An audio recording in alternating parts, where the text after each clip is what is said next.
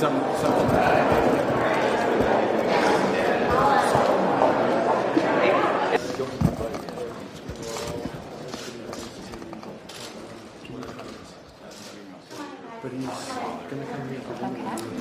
I'd like to welcome everybody to the Roundtable here. We're very excited about the passage of the BUILD Act. If you look around the table at the people who have been a part of making this happen, and it's an incredibly diverse group of people, which is the only way a piece of legislation like this could pass. The administration was exemplary.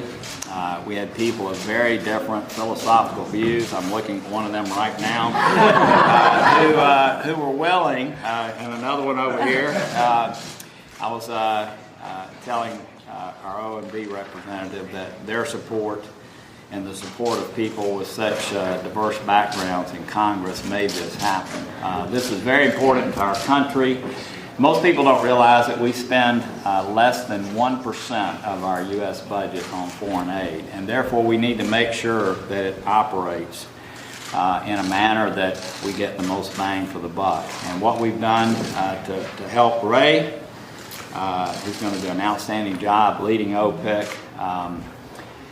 what we've done to empower it to do the things that need to be done is transformative. We have a number of representatives who've been a part of OPEC in the past. We thank them. We have a number of groups here that support our efforts around the world and know that it represents American values, and it makes our citizens safer. And so we do that in a combined way with this. Ivanka Trump, who's been a leader in this effort and so many things that relate to human rights and people's rights around the world, is here to say a few words. She's going to say a few words, and then we're going to have a roundtable with some of the stakeholders that have made this happen. But I just want to thank everyone who's sitting at the table, everyone who's behind us and with us today for causing something truly transformative to occur. And with that, Ivanka, thank you for joining us. Thank you for your leadership on this issue. We know there's one more bill that you'd like to see passed. We're very aware of that. We're very aware of that, and we're hoping that it's going to happen, and happen in a way that you'll be able to celebrate that too before year end. But with that, why don't you go ahead and say a few words? I'll look forward to that. Well, it's an honor to be with everyone here today, marking the passage of the BUILD Act, which is just an incredible milestone for development finance and a strong example of bipartisan leadership. The BUILD Act is the accumulation of the administration's efforts over the past year, not to mention the long-standing work of so many of you in this room. Chairman Corker and Senator Coons, who introduced the OPEC bill in the last Congress and led the way in the Senate.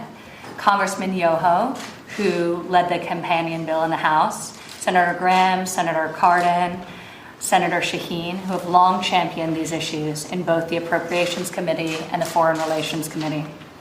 Chairman Royce of the House Foreign Affairs Committee, who moved this bill through the committee and to the House floor. And Congressman Mark Meadows, who advocated for this reform bill throughout the year. Thank you all. We wouldn't be here today without you. I'd also like to recognize Ray Washburn and his team at OPEC, as well as the important work that Administrator Green has undertaken at USAID to ensure that foreign assistance is effective in supporting development countries on their journey to self-reliance. As the ones responsible for implementing this legislation now that it's been signed into law, Ray and Mark will give you a little bit of a sense after this of what this means for their ongoing work, and we're looking forward to enjoying that as part of the roundtable.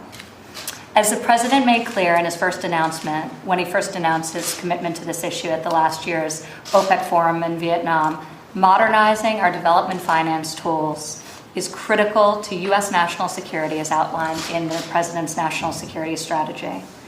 The new U.S. International Development Finance Corporation, DFC, will be essential to our foreign engagement efforts and to using America's great private sector to encourage growth overseas while growing our own economy and creating new jobs at home. So the catalyzation of private sector funds that is so critical to the success of this initiative is one of the things we're very proud of and very excited for as we think about execution.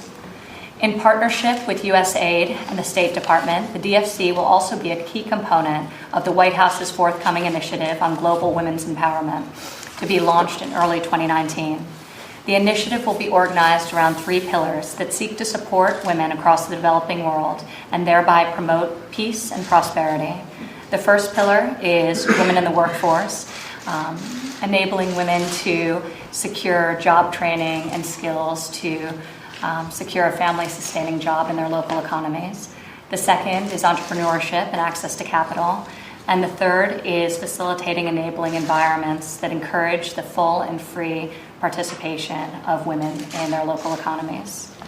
Through the DFC, we will especially support the second pillar of entrepreneurship and access to capital.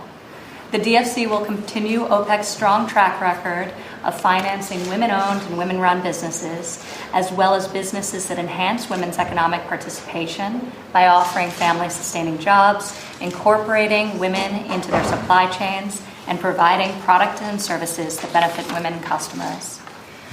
As I close, I would like to take this opportunity to make a brief presentation on behalf of the President. For the members of Congress who work so tirelessly alongside the White House, and thank you, Shahira and Cleet, my colleagues from the White House who have joined us here today, and from across the administration, Ambassador, Administrator Green, and CEO Washburn, thank you. But we'd really like to celebrate the fact that we got this over the finish line. So Chairman Royce, Senator Corker, Senator Coons, and Congressman Yoho, I have a signed red line copy of the bill that was signed into law and some pens that the President used to sign these bills that we'll give you as mementos for your very hard work and Herculean effort. This truly is an enormous milestone in development assistance, and we're all very proud to be a part of it. So thank you for having us here today. Thank you.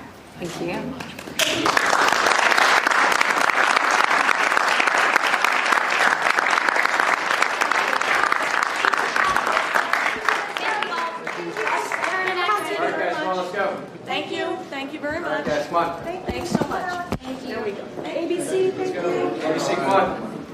Thank you. Thank you so much.